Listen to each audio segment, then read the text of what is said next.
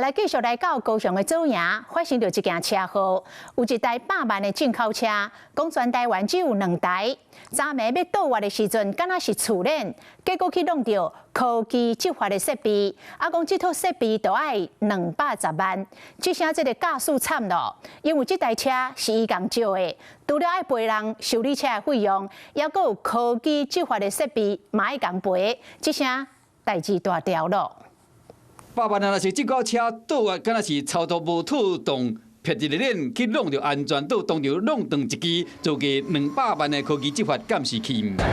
等去了後，佇路中拍癱瘓，掉碎車鈑金嘛害了，車最後生姓張的查某人當時就坐佇駕駛座，伊真無奈地講，要再就袂將車借予朋友使。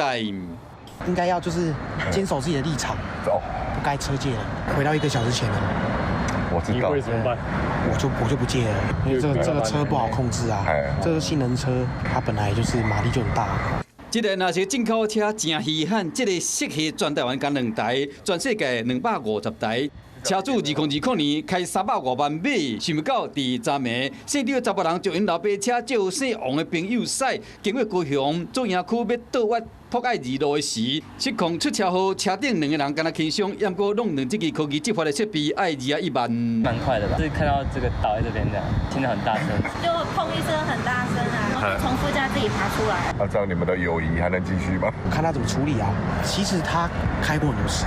姓張的查某人講，當時才倒甲提醒講，轉回來較細緻一個，結果就隨出車禍，伊是真後悔。警方到現場時，排除障礙物，嘛對這個駕駛實施糾正。